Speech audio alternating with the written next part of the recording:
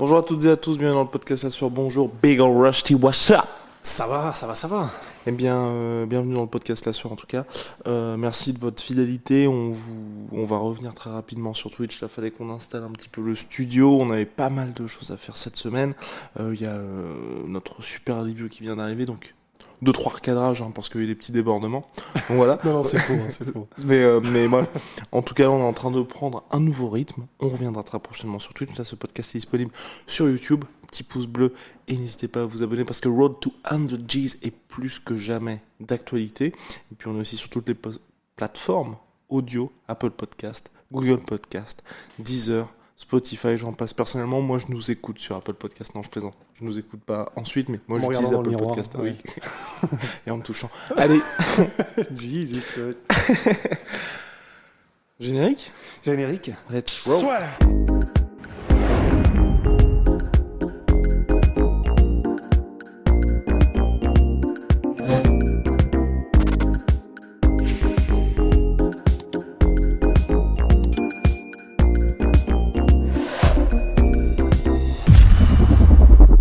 Alors, aujourd'hui, on s'intéresse, donc c'est un actu en soi, on s'intéresse aux déclarations de BJ Penn. BJ Penn, légende de son état, ancien champion lightweight, ancien champion welterweight de l'UFC, qui a eu une sortie assez surprenante à l'encontre de Khabib Nurmagomedov. Pour lui, c'est simple. Le Dagestanais, The Eagle, n'est pas le GOAT. Pourquoi Ross n'est-il pas le GOAT ? Parce qu'en fait, pour BJ Penn, et c'est en fait, finalement, c'est une opinion qui rejoint celle que nous-mêmes avions, en fait, qui est que c'est difficile de considérer Khabib comme le GOAT, le meilleur de tous les temps, toutes catégories confondues, parce qu'il n'a jamais changé de catégorie, justement, en fait, pour se tester face aux catégories supérieures, ou même toute autre catégorie. Et du coup, c'est pour BJ Penn la raison pour laquelle il y a une astérisque, en fait. Mais c'est là où BJ Penn va plus loin. Lui, pour BJ Penn, c'est parce qu'il n'avait pas suffisamment confiance en l'efficacité de son jeu au sol. Ce qui est quand même, là pour le coup, un sacré gros morceau quand même. Alors après, BJ Penn, légende de son état, mais aussi parce que c'était un prodige du jiu-jitsu brésilien à la base. D'ailleurs, quel est son surnom, Rust ? The Prodigy. Oh. Voilà. Et même si ses dernières sorties, face à Ryan Hall par exemple, où il s'est fait soumettre en un éternuement, ou dans la rue aussi. Ouais, soumettre par une grosse droite, quoi. Mais ouais, donc même si ces dernières sorties, si on ne se fiait qu'à ça, on pourrait dire que c'est peut-être pas machin, c'est peut-être pas finalement ce qu'on pensait qu'il était. Mais l'âge, il s'entraînait plus autant, il avait plus le feu, etc. Mais au moment où il était au pic et où il combattait, BJ Penn, c'était vraiment un phénomène, quoi. Et un phénomène du sol aussi. Donc ça vient de quelqu'un qui s'y connaît, c'est sûr. Mais après, on sait aussi, je ne sais pas si ça participe de ce qu'a dit BJ Penn, mais on sait aussi qu'au début, par exemple, de l'arrivée des premiers combats de Khabib Nurmagomedov à l'UFC, Khabib avait un t-shirt, si le sambo était facile, ça s'appellerait le jiu-jitsu.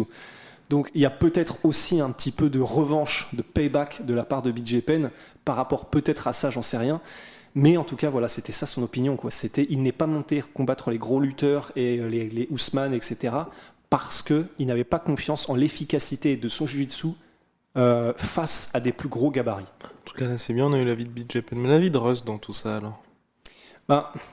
Moi aussi, je trouve que si c'est difficile de dire que c'est le GOAT, justement parce qu'on ne l'a jamais vu face à des plus gros gabarits et des mecs qui étaient les meilleurs dans leur domaine dans d'autres catégories.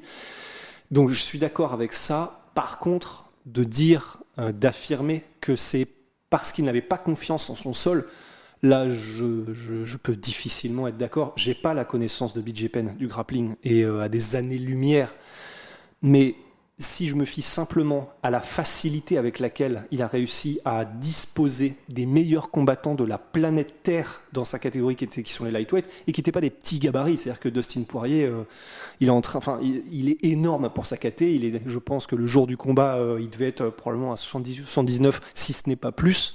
Donc c'est difficile. Et il a joué avec, que ce soit Gaethje, que ce soit Poirier, que ce soit McGregor. Au sol, il jouait avec littéralement. On a aussi les histoires de Javier Mendez, son coach à A.K.A. qui dit qu'il n'a pas perdu un seul round, même en sparring. Ça fait beaucoup d'éléments qui... il est champion du monde de sambo aussi, Khabib, avant d'arriver à l'UFC. une discipline où ils mettent aussi beaucoup l'accent sur le sol. Donc ça fait... J'ai quand même du mal à me dire que c'est parce que Khabib n'avait pas confiance en son sol suffisamment qu'il n'a pas voulu monter en fait. Et en fait, BJ Penn, il parle de ça aussi par rapport au fait que lui, dans sa carrière, et c'est vrai, et c'est ce qui a aussi fait de BJ Penn la légende qu'il est aujourd'hui. Mais BJ Penn a été combattre en heavyweight quand même. Il a combattu alors qu'il est il était en bantamweight, je crois, quand il est arrivé à featherweight, quand il a arrêté sa carrière. Donc BJ Penn, il est connu justement pour lui avoir, c'est vrai, été dans plein de catégories. Il a challengé Lyoto Machida, du coup, c'était en heavyweight, il a été en welterweight, enfin, il a combattu absolument tout le monde dans toutes les catégories, etc. Et parce que pour BJ Penn, qui vient du jiu-jitsu brésilien, en fait, c'est l'esprit du jiu-jitsu. C'est d'arriver à maîtriser des personnes qui sont de plus gros gabarits par des compétences martiales. Et c'est pour lui tout l'intérêt du sport. Et donc, pour lui, il y a une vraie déception et une énorme astérix par rapport au fait que Khabib ne l'a pas fait. C'est de là qu'il vient, en fait, pour cette réflexion, pour avoir cette réflexion. Donc voilà, en tout cas, le jugement de BJ Penn, malheureusement, Khabib Nurmagomedov, improbable retournement de situation, ne devrait, pas revenir, et surtout pas dans une autre catégorie, mais c'est vrai qu'on aurait aimé le voir chez les welterweight, parce que bon, vous le savez, avec les problèmes qu'il a eu de cutting, hors de question de descendre chez les featherweight, mais ouais, moi j'aurais vraiment beaucoup aimé le voir en welter, ouais. Et surtout là aujourd'hui, on aurait pu vraiment avoir un Kamaru Usman champion ultra dominant face à Khabib, qui lui a quand même réussi un règne assez impressionnant en faisant back-to-back soumission face à Conor McGregor pour sa première défense, face à Dustin Poirier pour sa deuxième et Justin Gaethje pour sa troisième. Donc franchement, honnêtement, c'est dommage qu'il n'y ait jamais eu un combat entre les deux, mais ce qui est sûr, c'est que Khabib a toujours dit ma catégorie c'est les lightweight, et il n'a jamais, ne serait-ce qu'émis l'idée de monter dans la catégorie supérieure, ce qui est assez surprenant, mine de rien. Ouais, non, c'est vrai que c'est surprenant, parce que d'autant plus aujourd'hui, c'est un peu la foire aux occasions, quoi. Tout le monde monte ou descend tout le temps, partout. Ce qui est peut-être une bonne chose, hein, parce que du coup, ça veut dire qu'il y a une espèce peut-être d'émancipation par rapport à tout ça, et de oui, c'est vrai, combattons un peu plus à notre point naturel. Et les exemples là, vraiment, mais il y en a foule, quoi.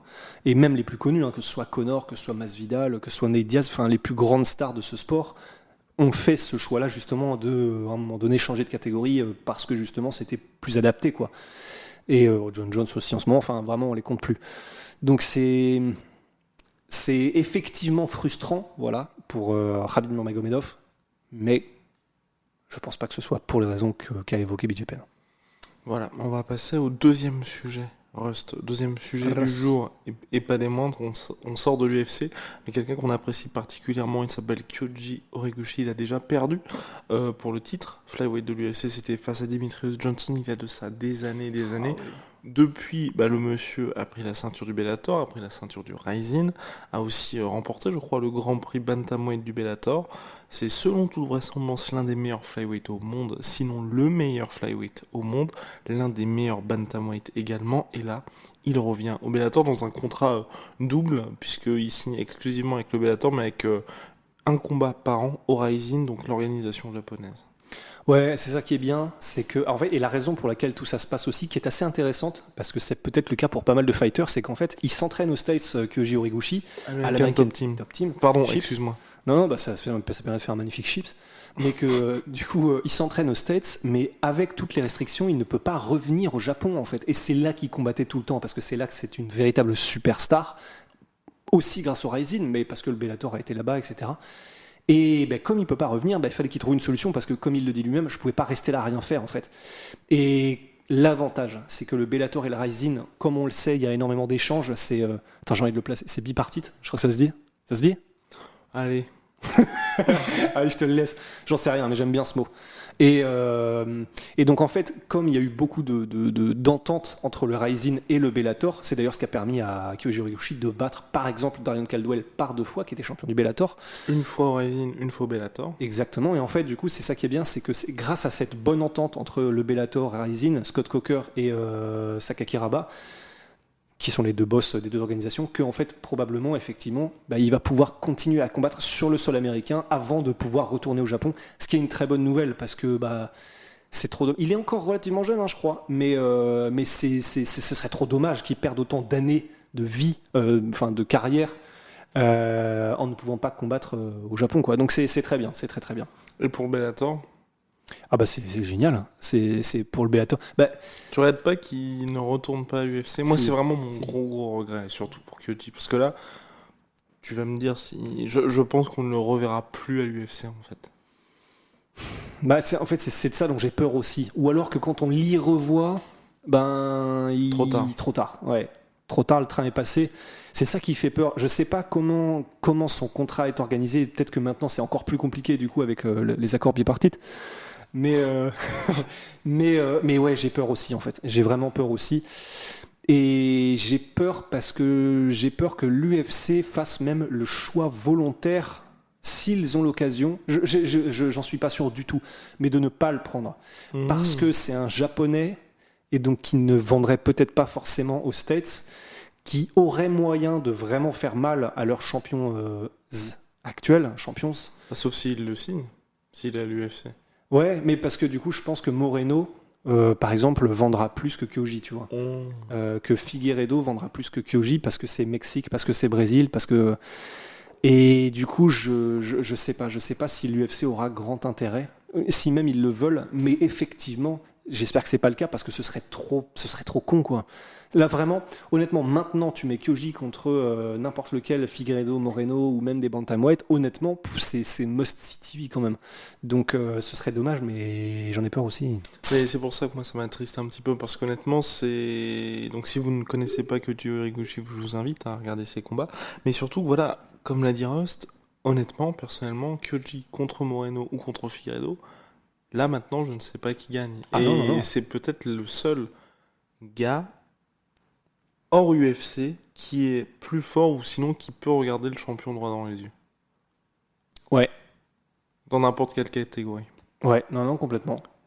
Il y a des gros clients aussi, mais c'est vrai qu'en termes de littéralement champion matériel, enfin potentiel champion UFC, mais sans hésiter, c'est Kyoji, quoi.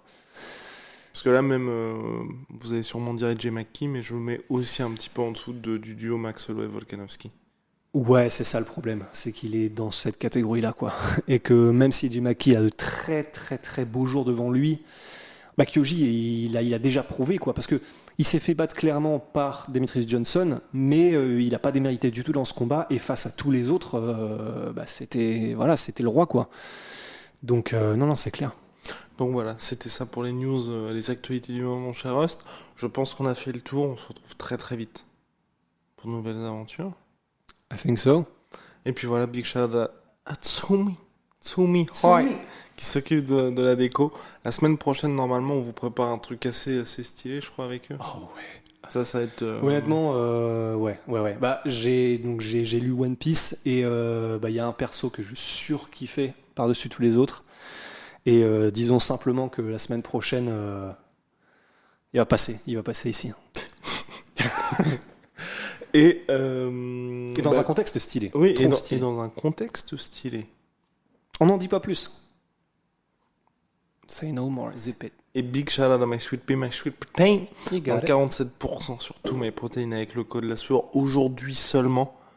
C'est ce qu'on me dit dans l'oreillette. Merci à la régie d'ailleurs. Et Venom, sponsor de l'UFC, sponsor de la sueur. Allez, à très vite pour de nouvelles aventures Rust. Là, on s'en va pour poursuivre nos aventures toujours plus folles. See ya. See ya.